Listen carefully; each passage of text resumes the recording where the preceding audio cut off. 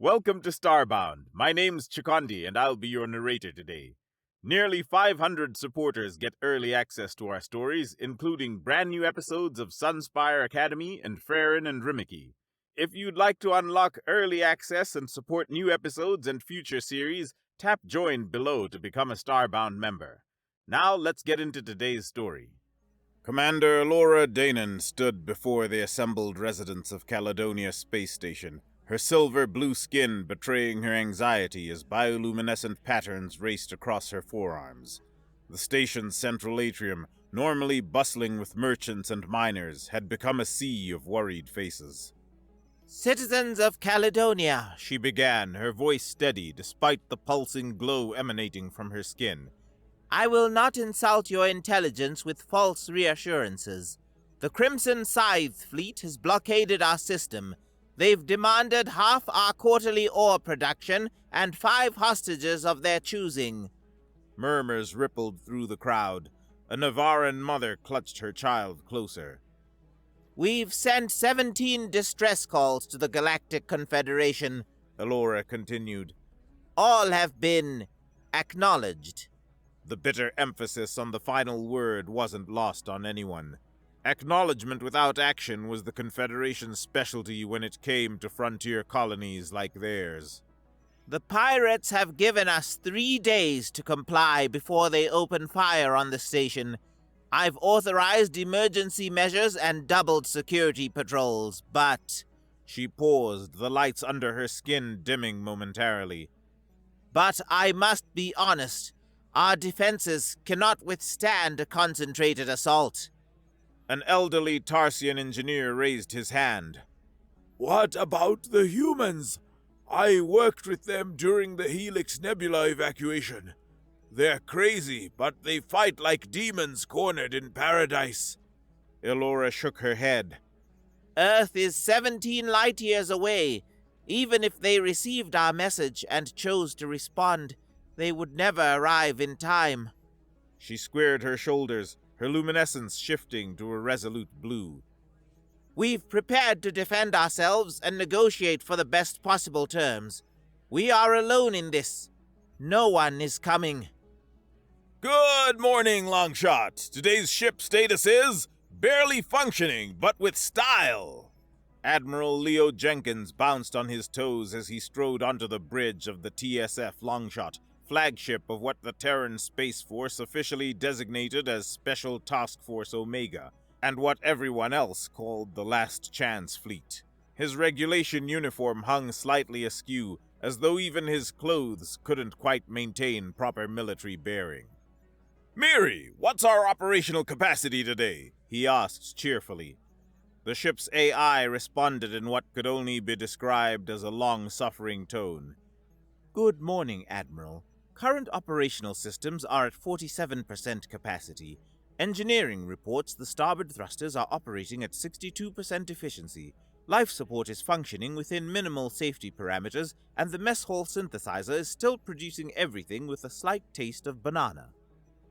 Up 3% from yesterday! Leo pumped his fist. Progress! "If by progress you mean we're failing less spectacularly than usual, then yes, Admiral." The AI's holographic display pulsed with what might have been a sigh. Leo flopped into the captain's chair, spinning once before pulling up the day's assignment. Let's see. Delivering expired ration packs to Outpost 22. He frowned. Expired by how much? "Only 3 months, sir. Nutritional content is still within acceptable parameters, though taste profiles have degraded to what Chief Engineer Mehta describes as punishment pudding." Leo glanced at the wall beside his chair, where dozens of disaster reports were framed like achievements. Each bore a red stamp reading, "Mission technically completed," or "Partial success, casualties below projections." His most prized disaster report, from the infamous Titan colony evacuation, was emblazoned with "Catastrophic success. Never do this again." His communicator chimed. Leo tapped it, and the stern face of Fleet Admiral Hargrove appeared.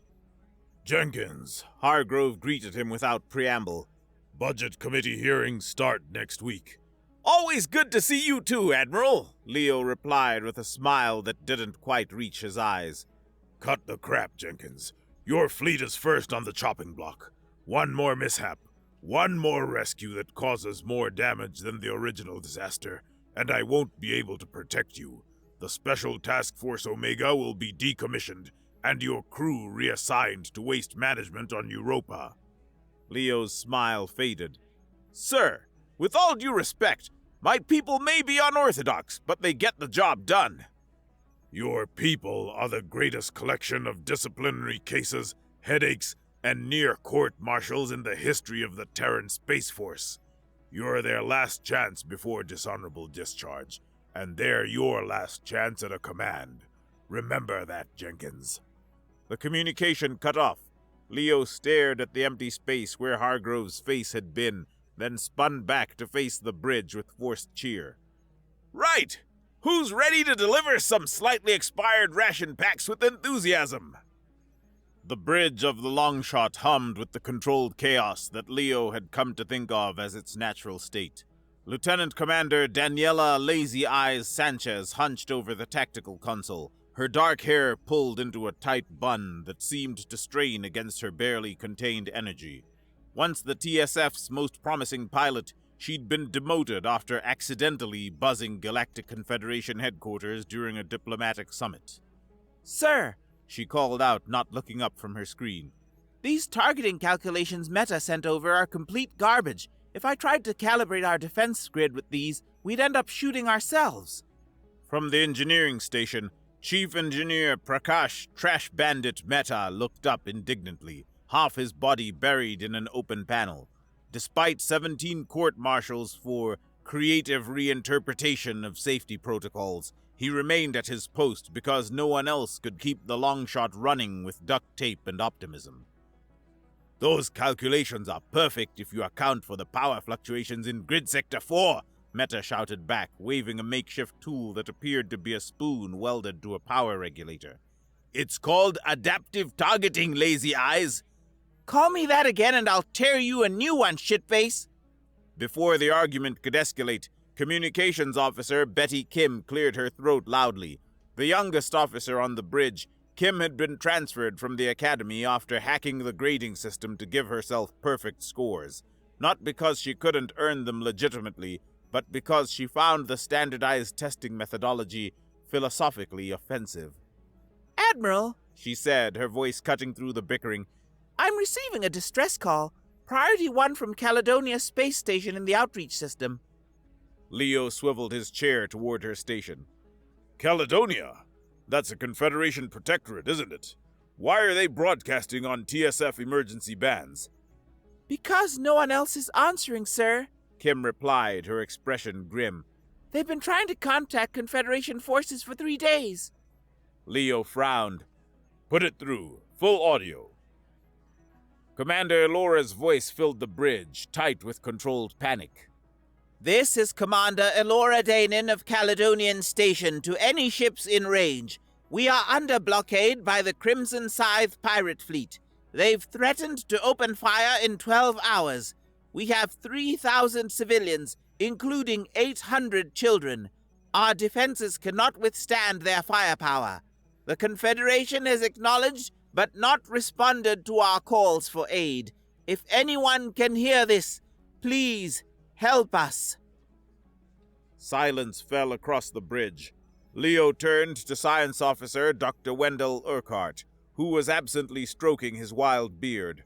Urquhart had been reassigned after attempting to telepathically communicate with a hostile species by expanding his consciousness through questionable chemical means. Doc, verification? Urquhart snapped out of his thoughts. Oh, yes, signal authenticity checks out. Quantum signature matches Caledonian protocols. It's genuine, Admiral. They're in trouble. Leo nodded, his expression unusually serious. Senior staff meeting, 5 minutes.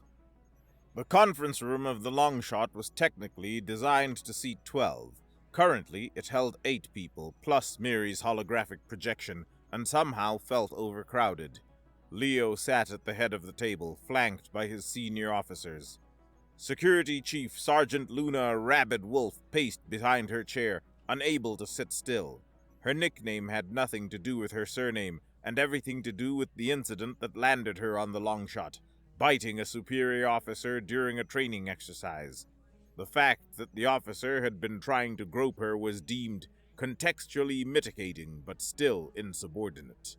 Across from her, ship's physician, Dr. Thaddeus Finnegan, sorted through a collection of unlabeled vials with alarming casualness. His fall from grace had involved testing experimental hangover cures on unwitting diplomats during a first contact reception. "So," Leo began, "we've all heard the distress call. Mary, what's the situation at Caledonia?" The AI's hologram flickered. Caledonia Station orbits the mineral-rich planet Outreach 7.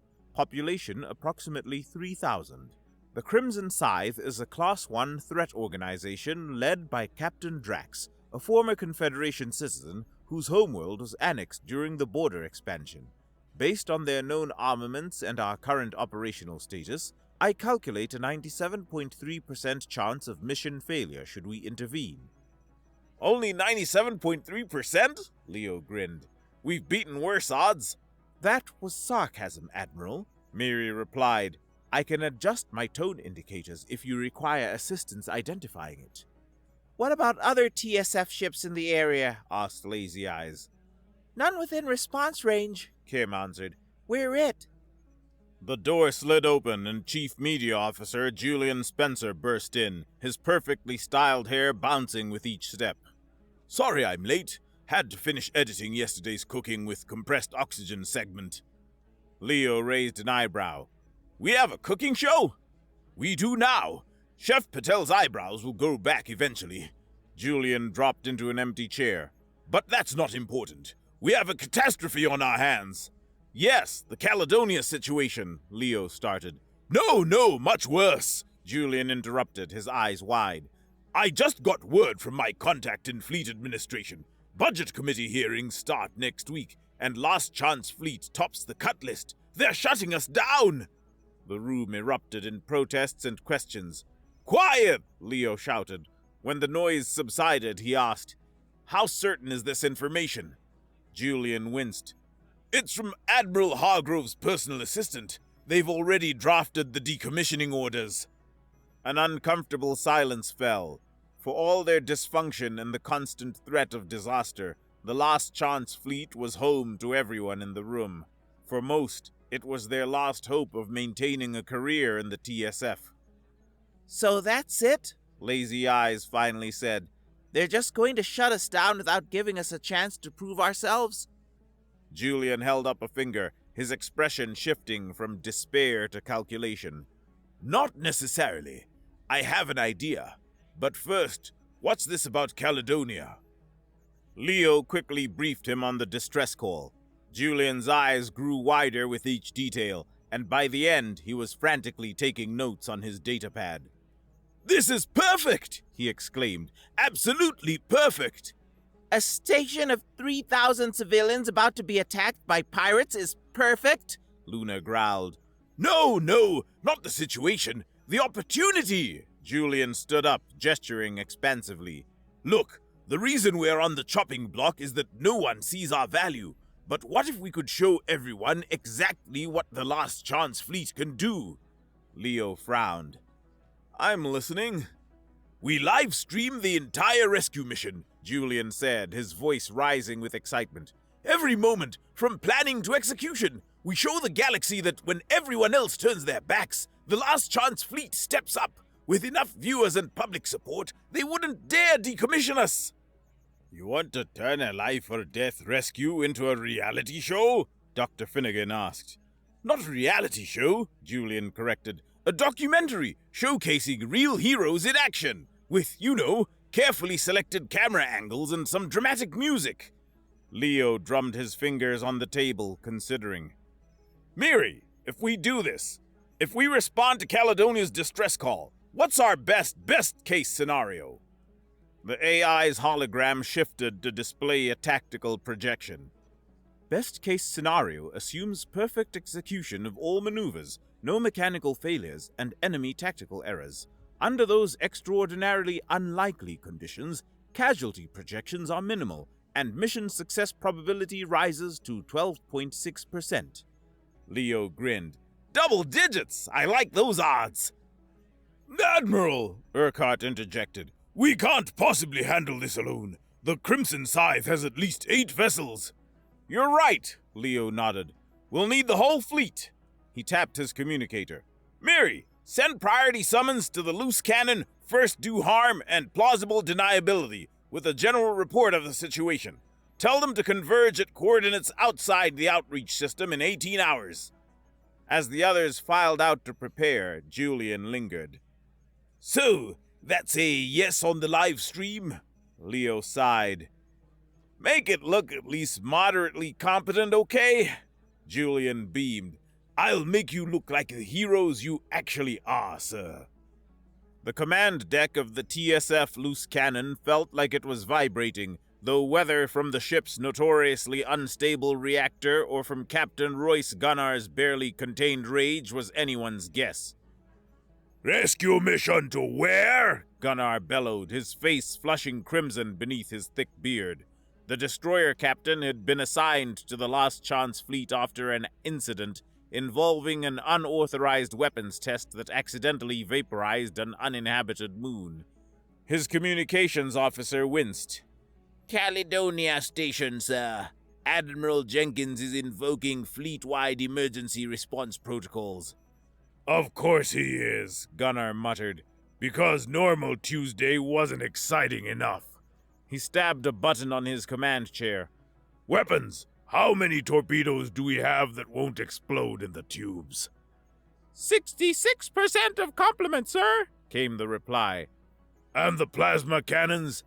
Operating at 81% capacity with only minor radiation leakage, sir. Gunnar grinned savagely. Well then, tell Jenkins we're on our way. Someone gets to explode today, and it's not going to be us. Aboard the medical frigate TSF First Do Harm, Captain Talia Patel sneezed for the 3rd time in 2 minutes. Are you sure it's not contagious? She asked, eyeing the message on her screen with suspicion. Her second-in-command, Commander Davis, handed her another sterilizing wipe. It's a summons from Admiral Jenkins, Mom, not a pathogen report. You never know, Patel muttered, wiping down her screen anyway. Remember that mission to Epsilon Hydri? The distress call was actually a mimetic virus. That was a different fleet, Captain. Still, she squinted at the message. Caledonia Station. Pirates. High casualty risk. She brightened suddenly. We'll need to prepare the trauma bays and isolation wards. Oh, and we can finally test the new regeneration chambers. Commander Davis suppressed a sigh. I'll alert medical staff, Mom. And have someone sanitize the shuttle bay, Patel called after him. Twice! The bridge of the reconnaissance vessel TSF Plausible Deniability was empty except for Captain Marcus Lynch, which was exactly how he preferred it. Lynch tapped his fingers on the armrest of his command chair as he read Jenkins' summons, a slow smile spreading across his face. Pirates, eh? He muttered to himself. Interesting valuables pirates tend to have. He opened a channel to his scattered crew, most of whom were engaged in activities that official reports would later describe as equipment maintenance and reality would classify as gambling in the cargo bay. Ladies and gentlemen, we have a new assignment. Set course for the outreach system and initialize the, customs inspection avoidance system. His smile widened. We're going to save some lives and possibly liberate some misappropriated goods in the process. 12 hours later, the Last Chance fleet assembled at the rendezvous point. The Longshot, a repurposed colony ship that vaguely resembled a flying apartment complex with engines, maintained station at the center. The loose cannon, bristling with more weapons than seemed structurally advisable, hovered to port. The First Do Harm, gleaming white with prominent red medical insignia, and several suspicious modifications bulging beneath her hull, maintained position to starboard. The sleek, dark form of the Plausible Deniability loitered at the rear, its stealth systems occasionally causing it to shimmer in and out of visual range. On the Longshot's bridge, Leo watched as the fleet captains appeared on the main view screen in a four-way split. "Thank you all for responding so quickly," he began. Cut the formalities, Jenkins, Gunnar interrupted. Are we really risking our necks for some Confederation outpost that their own people won't bother saving? 3,000 civilians, Gunnar, Leo replied evenly. 800 children. The Confederation abandoned them, Lynch pointed out, his tone casual but his eyes sharp. Not our monkeys, not our circus. Leo leaned forward. The Terran Space Force was founded on one principle. No one gets left behind, even if we have to crash into the thing we're rescuing. Which we've done. Twice, Miri added helpfully. Leo ignored the AI. We're the only ones who can reach Caledonia before the pirates attack. And yes, it's dangerous. Yes, it's probably a terrible idea. But I'd rather go down trying to save those people than live with knowing we could have helped and chose not to. A moment of silence followed. Well, Patel said finally, adjusting her face mask. Someone needs to treat the inevitable injuries. We're in. Gunnar grunted.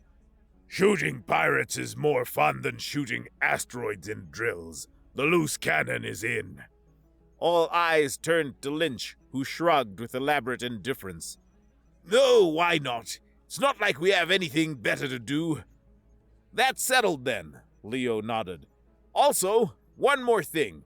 Julian will be coordinating a live stream of the mission. The captain's reactions ranged from Gunnar's profane outbursts to Lynch's calculating grin to Patel's panic about whether her ship was camera-ready and properly disinfected.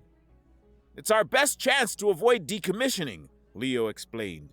Show the galaxy what the Last Chance fleet can do. You mean survive by dumb luck and blind panic? Gunnar asked. I prefer to call it adaptive crisis management, Leo replied with a grin. Now, let's talk strategy. On the bridge of the pirate flagship Crimson Blade, Captain Drax studied the holographic display of Caledonia Station with his one remaining organic eye. His other eye, a cybernetic replacement glowing malevolent red, tracked data streams about the station's defenses. Pathetic, he growled, his voice a metallic rumble through the vocoder that had replaced his damaged throat. The Vargar captain's fur, once sleek black, was now crisscrossed with scars and patches of cybernetic mesh where wounds had never properly healed. Sir, his lieutenant approached cautiously. Our scouts report unusual activity at the edge of the system. Drax turned, his cybernetic eye whirring as it focused. Confederation reinforcements? No, sir.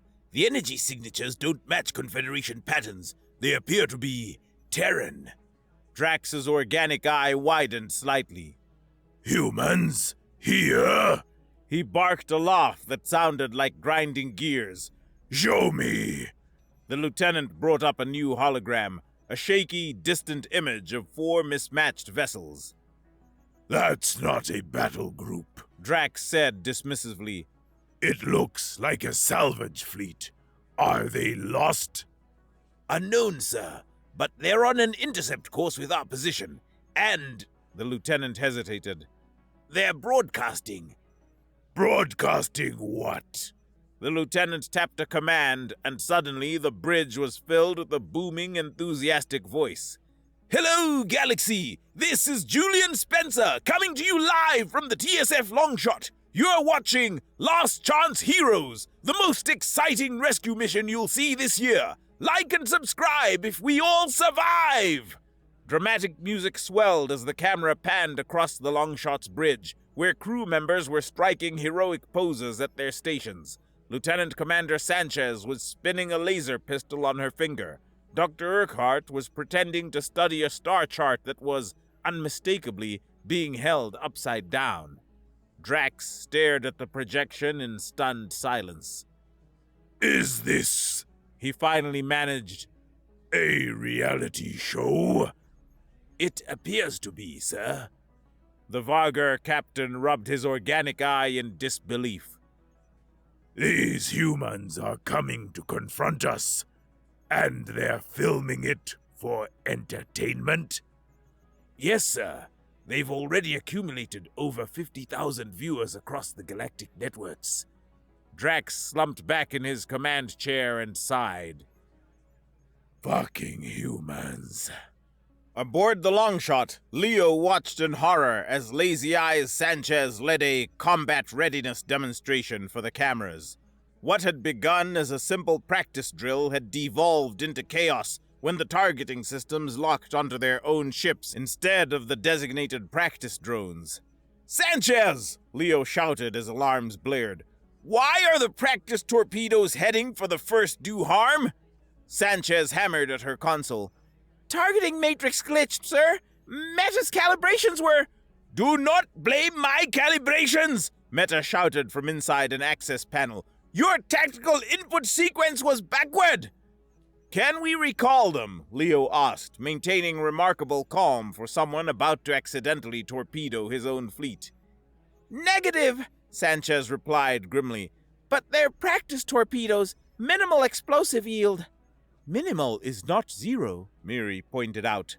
On the screen, they watched as the medical frigate noticed the incoming torpedoes. Instead of taking evasive action, the first do harm's external speakers began broadcasting warnings about potential biohazard exposure and quarantine protocols, apparently in hopes of scaring off what they thought were biological weapons.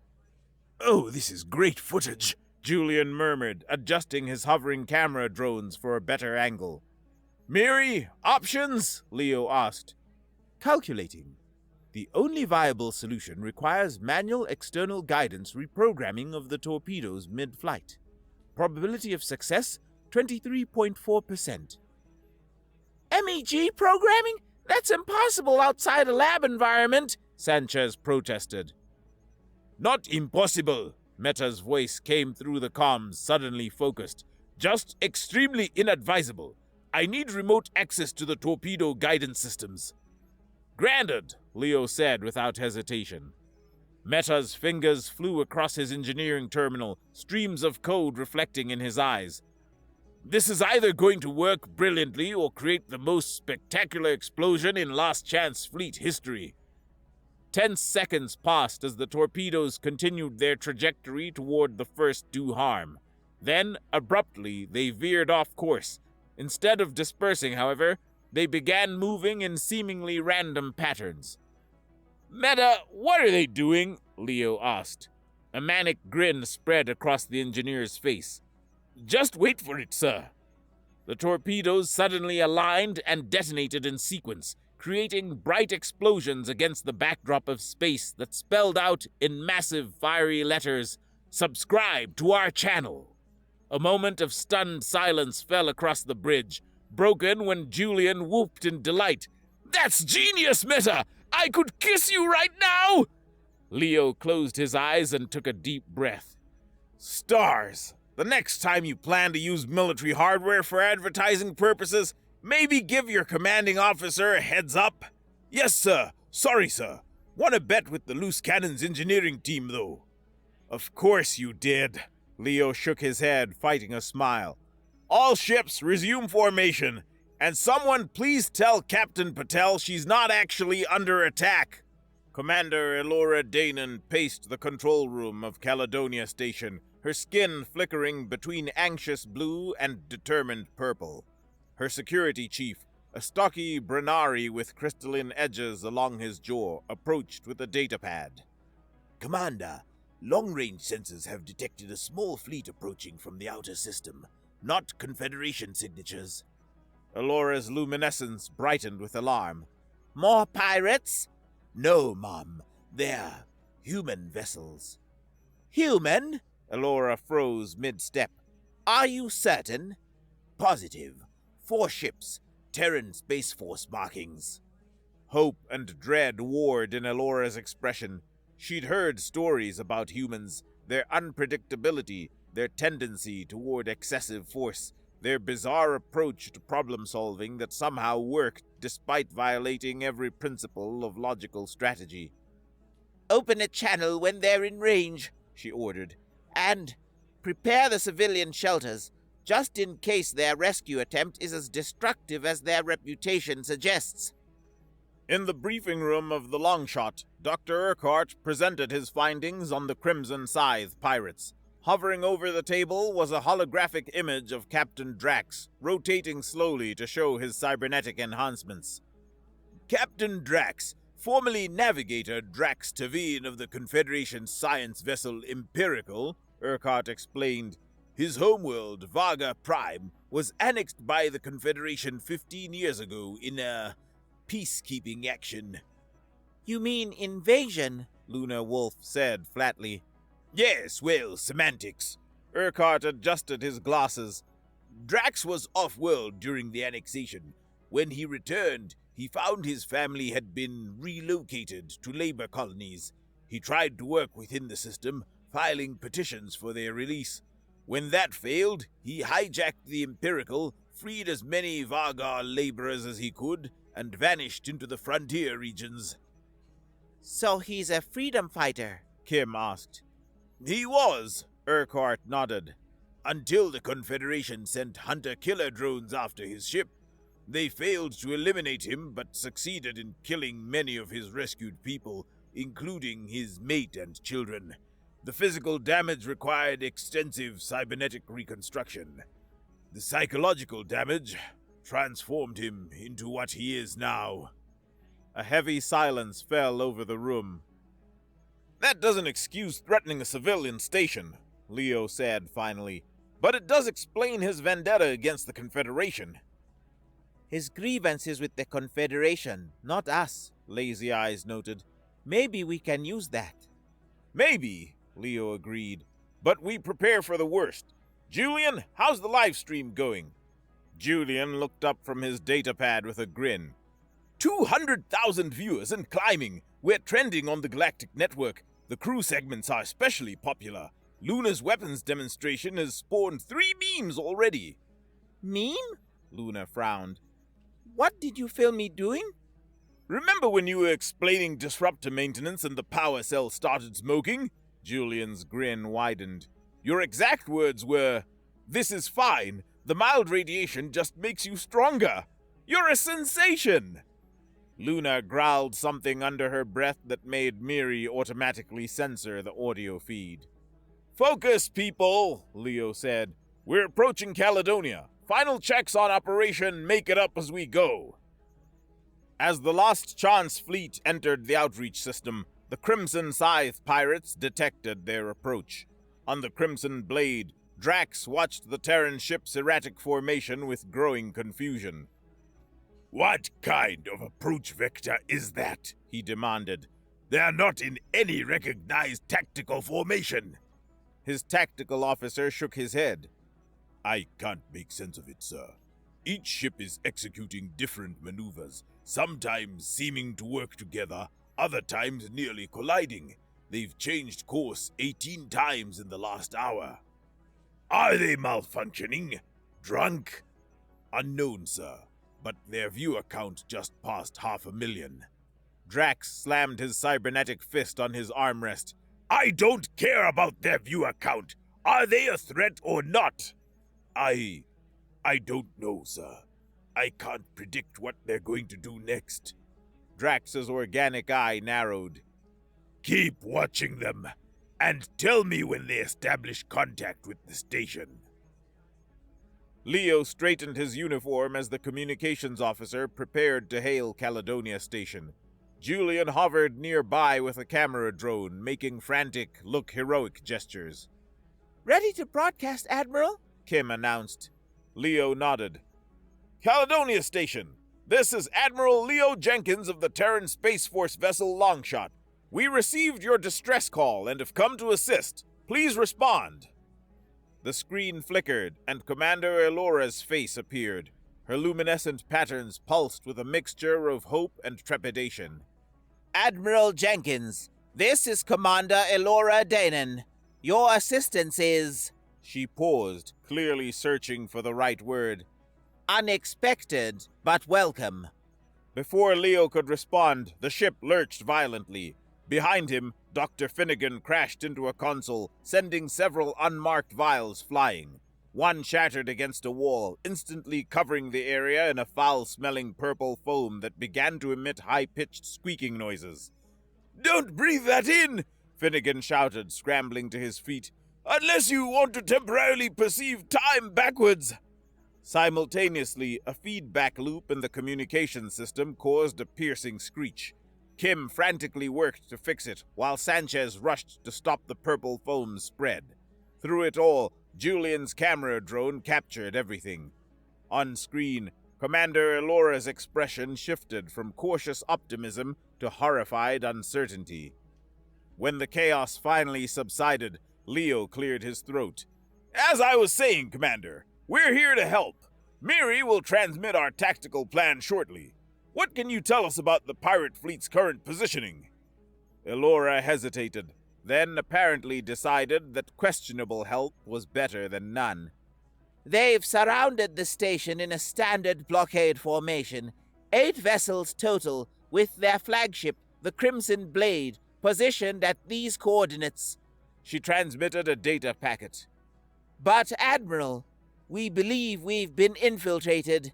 Several security breaches suggest Crimson Scythe operatives are already aboard the station. "Understood, Commander. We'll factor that into our approach. Jenkins out." Leo terminated the communication and turned to his officers. "You heard her. We've got pirates outside and inside the station." So what's the actual plan? Lazy Eyes asked. Because make it up as we go is less a strategy and more an admission of inevitable chaos. "Hey, chaos is our specialty," Leo grinned. "Miri, tactical display." The AI projected a holographic representation of Caledonia Station and the surrounding pirate vessels.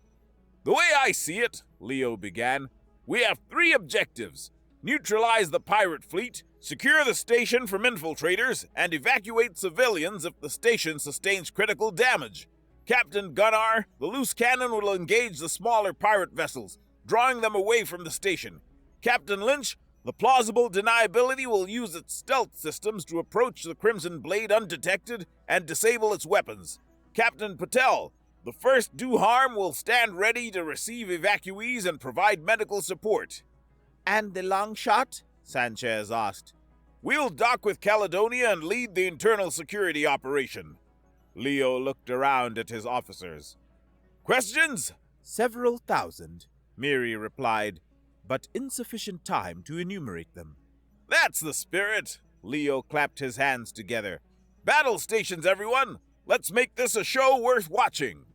What followed was, depending on one's perspective, either the most unconventional rescue operation in TSF history or the most entertaining disaster ever broadcast across the galactic network. The loose cannon initiated the plan by charging directly at the pirate fleet while broadcasting Wagner's Ride of the Valkyries on all frequencies. Captain Gunnar, in a moment of tactical inspiration or temporary insanity, had loaded the ship's torpedo tubes with a mixture of explosive and electromagnetic pulse warheads, creating a barrage that was as visually spectacular as it was militarily effective.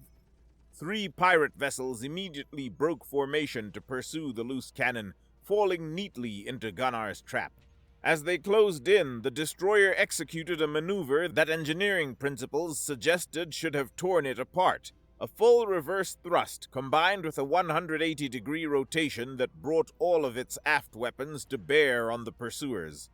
"Physics is more of a suggestion than a law," Gunnar bellowed as his ship shuddered around him. The maneuver worked, disabling 2 pirate ships and sending the third into a panicked retreat. Meanwhile, the plausible deniability engaged its stealth systems and vanished from sensors. Captain Lynch guided his vessel through the chaotic battlefield with the casual precision of someone who had spent years avoiding customs inspections and patrol routes. "Just like smuggling Jovian whiskey through the Europa checkpoint," he muttered to himself as the ship slipped silently behind the Crimson Blade. "Deploy the inhibitor drones." A dozen disc-shaped devices detached from the plausible deniability's hull, gliding toward the pirate flagship. Designed to disrupt communications and weapons systems, they were officially listed in the ship's inventory as signal analysis modules. Their actual purpose, and the fact that Lynch had modified them to also bypass security protocols and download navigational data, was something that never quite made it into mission reports. The drones attached to the Crimson Blade's hull and powered up. Throughout the pirate vessel, systems began failing in seemingly unrelated sequences. A targeting array here, a communications relay there, creating confusion without triggering full battle alerts. On the long shot, Leo prepared for docking with Caledonia Station. Lazy Eyes Sanchez piloted the approach, her expression one of intense concentration. Docking protocols initiated, she announced. Approach trajectory calculated for maximum dramatic effect, as per Julian's request. I didn't actually request, Julian began, but was cut off by a violent shudder as the Longshot's docking mechanism engaged with the station's receiving bay. Alignment at 82%, Miri reported. Structural stress within tolerable parameters. Airlock seal quality, questionable but functional. In other words, a perfect landing, Leo grinned. Security team, prep for boarding. Dr. Finnegan, medical support. Meta, you're with me. We might need your creative engineering if we encounter sabotage. Julian adjusted his camera drones. This is it, folks. The boarding party is about to enter Caledonia Station. Like and share if you think they'll make it back alive. Not helping, Julian, Leo muttered as he checked his sidearm. Before they could proceed, another violent shudder ran through the ship. What was that? Leo demanded. Sanchez's face had gone pale. Sir, their docking clamps just shorted out. We're drifting from the station. Can you compensate? Trying, but the thrusters are sluggish. If I use too much power, we'll damage the station. Leo thought quickly. Meta, emergency solution? The engineer was already halfway inside an access panel. On it, sir. I'm rerouting power from the non-essential systems. Define non-essential, Leo said warily. Artificial gravity in section C through F, waste reclamation on deck 4, and the synthesizer's banana flavor subroutine. That last one might be an improvement, Leo muttered. Do it! With a lurch, the Longshot stabilized its position relative to the station, though not before rotating 30 degrees off axis. The resulting docking connection resembled a poorly attached barnacle more than a proper spaceship linkage. Structural integrity of the connection is at 64%, Miri reported. I suggest transferring personnel quickly before that number decreases further, which it almost certainly will. Security team, move out, Leo ordered. Julian, keep your drones at a reasonable distance. The last thing we need is... Before he could finish, the ship rocked with another impact. Pirate vessel approaching on attack vector, Sanchez shouted. They've locked weapons on our docking port. Evasive action, Leo commanded. If we detach now, we'll decompress the station's docking bay, Sanchez countered. Leo grimaced. Then we stand our ground. Meta, can you get our weapons online? The targeting system is offline, but I can give you manual control. Better than nothing. Lazy Eyes, you're our best shot. Sanchez leapt to the weapons console as Meta rerouted the controls. On the view screen, a sleek pirate vessel approached, its forward cannons glowing as they charged. Target locked, Sanchez announced, her voice deadly calm. Firing solution, creative. She fired. The Longshot's port side defense array unleashed a barrage that, by all normal tactical standards, should have missed the pirate ship entirely.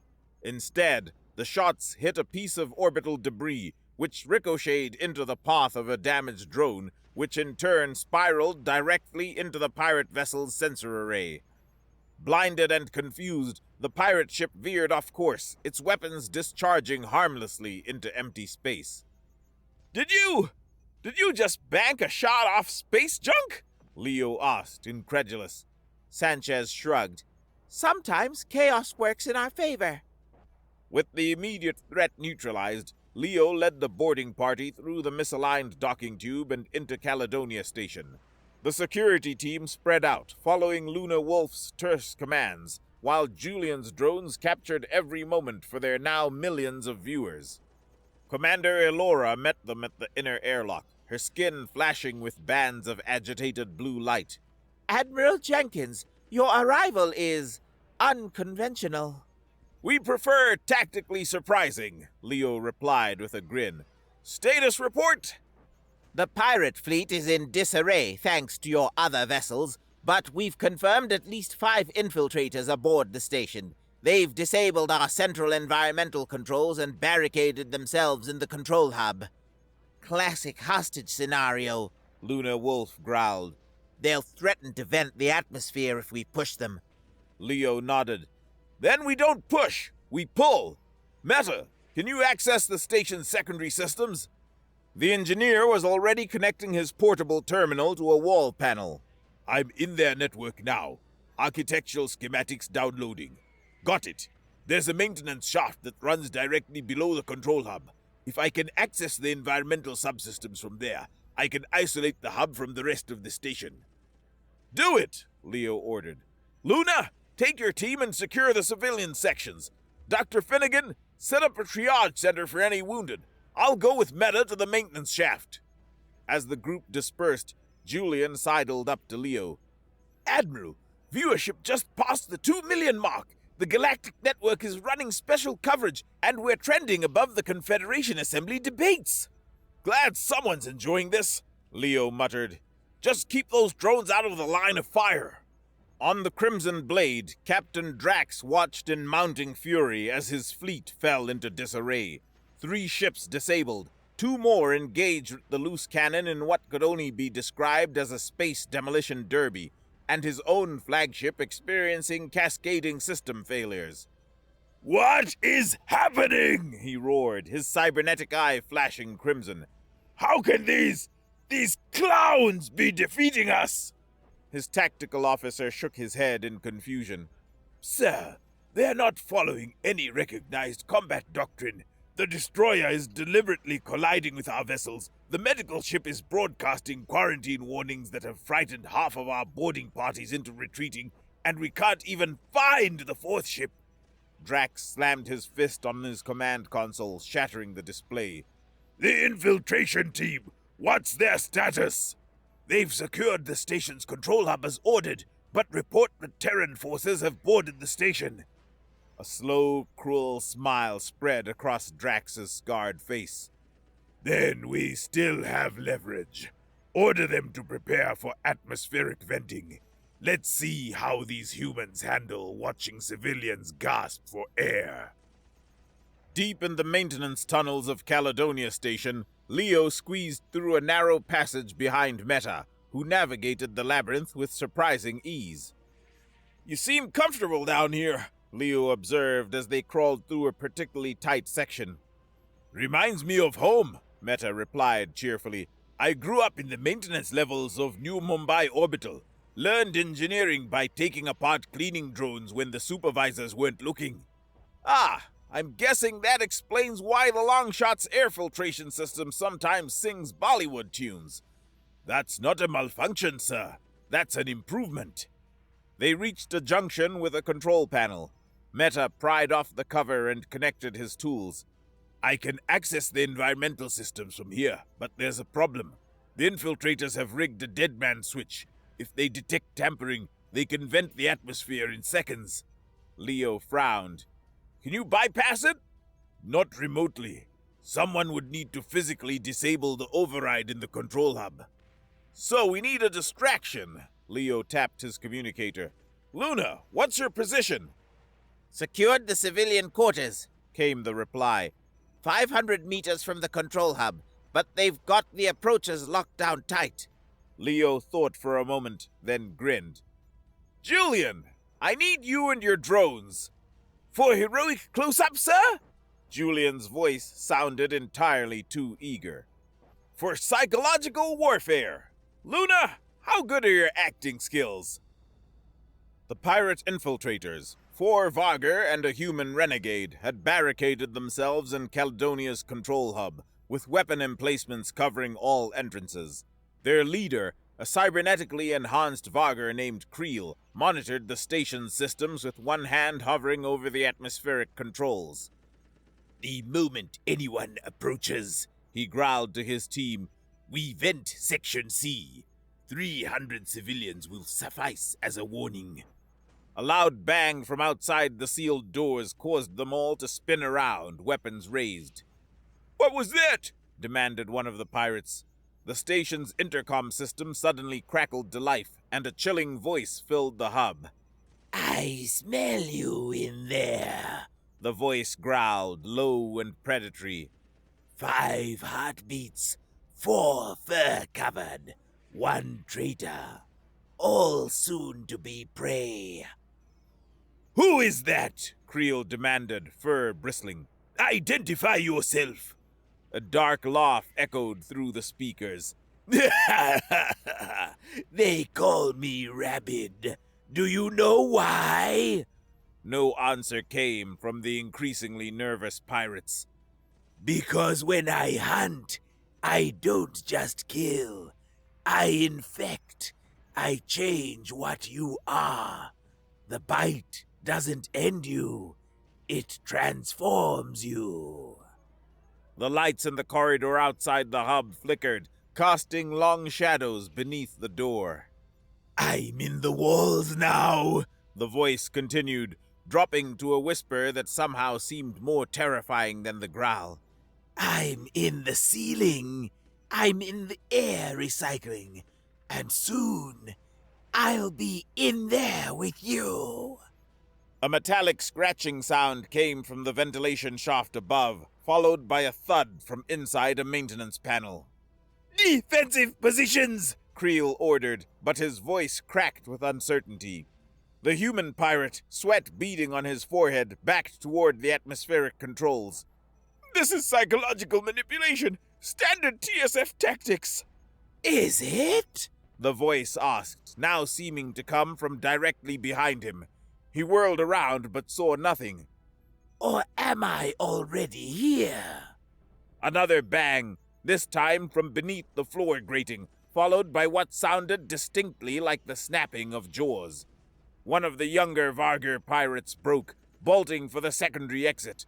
The moment he unlocked it, the doors slid open to reveal empty corridor. He took one hesitant step forward, peering into the shadow. Nothing happened. He took another step. Still nothing. A third step, gaining confidence. From overhead, a ceiling panel crashed down and a blur of motion tackled him to the ground. Before his companions could react, Luna had disarmed him and pressed a stun baton to his neck, rendering him unconscious. In the confusion, the doors to the main entrance slid open, revealing Leo and 2 security officers with weapons raised. TSF! Weapons down! Leo shouted. The remaining pirates turned to fire, but the human renegade near the controls suddenly screamed as a maintenance panel behind him opened, and Meta emerged, wrapping cables around the man's legs and yanking him backward. In the ensuing firefight, Luna moved like a demon, seeming to anticipate each pirate's moves before they made them. Within 30 seconds, all 5 infiltrators were subdued, with minimal damage to the control hub. As the security team secured the prisoners, Leo looked at Luna with newfound respect. That was some performance over the intercom. I didn't know you had it in you. Luna shrugged. I just said what I was thinking. Leo decided not to examine that statement too closely. Meta, status of the environmental systems. The engineer was already at the main console. Dead man switch disabled. Restoring normal operations now. He paused, looking up with a grin. Also, I found their communication logs. They were receiving direct orders from the Crimson Blade. With access to this frequency, we could potentially feed them false information. Leo smiled slowly. Patch me through to Captain Lynch. Aboard the Crimson Blade, confusion reigned as systems failed in seemingly random patterns. Captain Drax stormed about the bridge, his cybernetic enhancements glowing red with fury.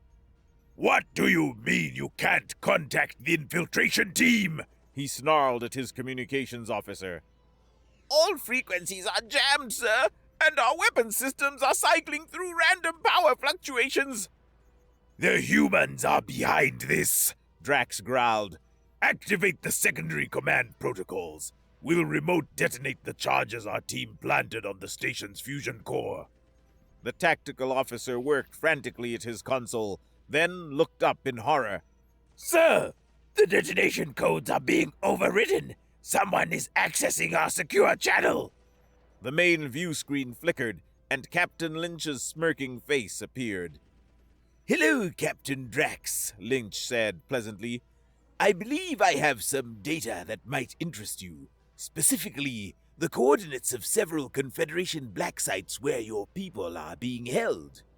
Drax lunged toward the screen. You dare!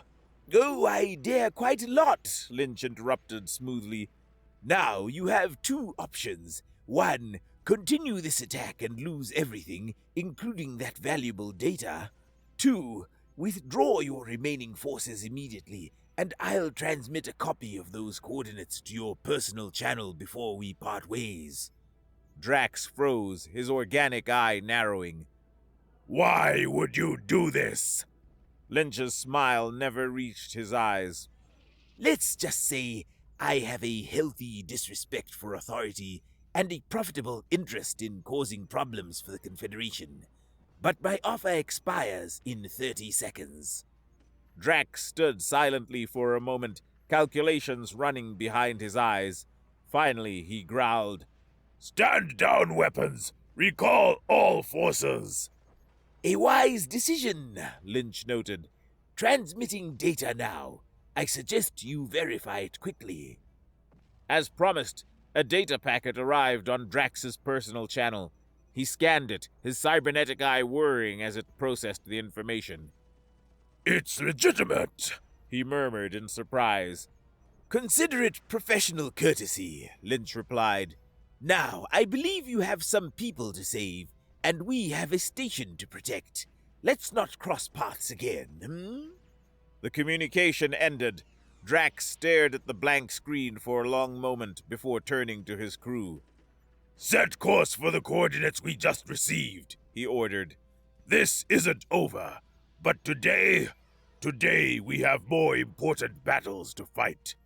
Aboard the Longshot, Julian Spencer could barely contain his excitement as he coordinated the live stream coverage. We're at 5 million viewers, he announced to anyone who would listen. The Confederation Assembly has suspended their session because everyone's watching us instead. We're the biggest thing on the galactic network since the Proxima Centauri peace accords. Leo, reviewing damage reports with Miri, looked up with tired amusement. Glad someone's enjoying this disaster.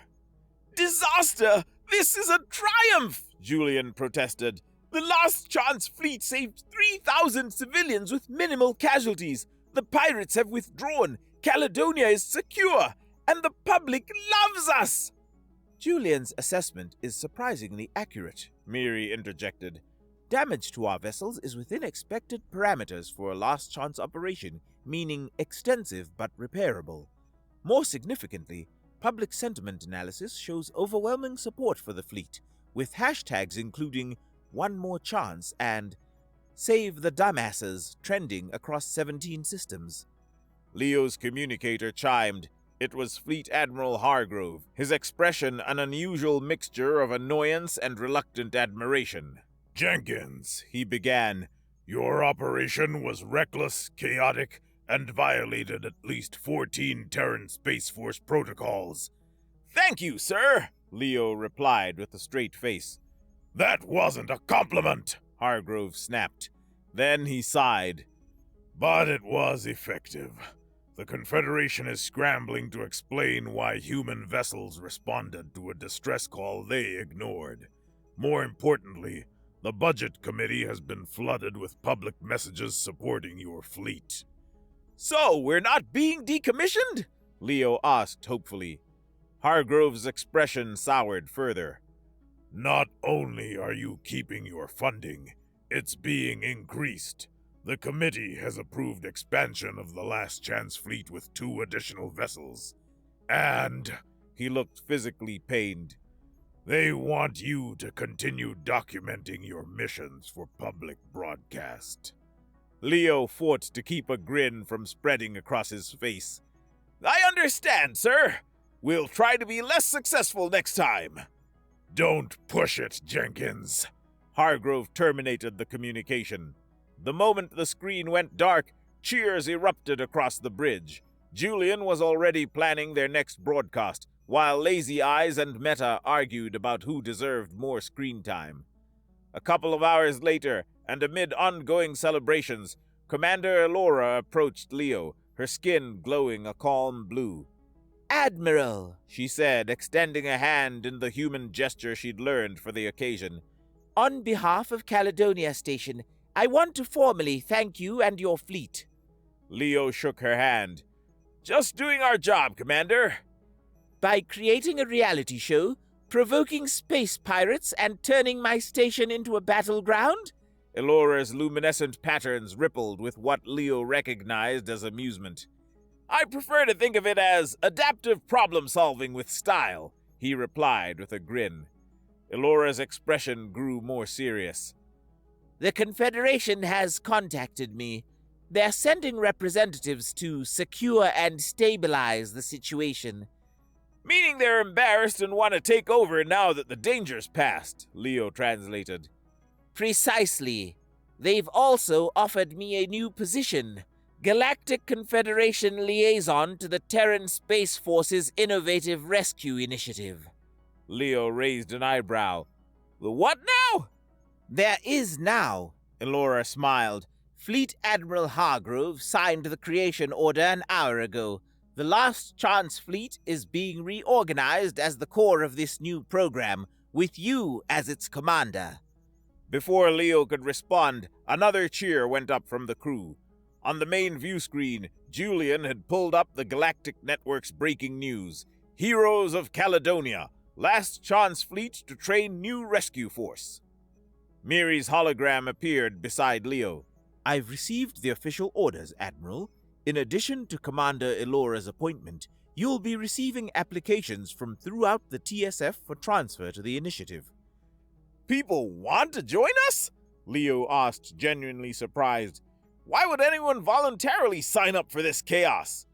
Elora followed his gaze to the wall where the disaster reports hung. Among them now was a new addition, a collection of images showing the citizens of Caledonia, families, children, elders, safe and alive because of the Last Chance Fleet. Perhaps, She suggested, her skin glowing warmly. because beyond the chaos, you accomplish what truly matters. A crash sounded from the corridor, followed by Meta's voice calling out, It's supposed to do that! Leo laughed and turned to Elora, whose bioluminescent patterns were pulsing with alarm. Welcome to the Last Chance Fleet, Commander. As if on cue, Julian's camera drone swooped in for a final shot, capturing the moment for their millions of viewers across the galaxy.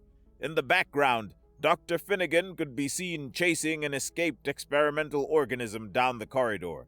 Luna was arm wrestling two security officers simultaneously, and Captain Lynch was discreetly pocketing what looked suspiciously like pirate contraband. It was chaos. It was unprofessional. It was completely against TSF protocols. In other words, just another day for the Last Chance Fleet, the galaxy's most improbable heroes.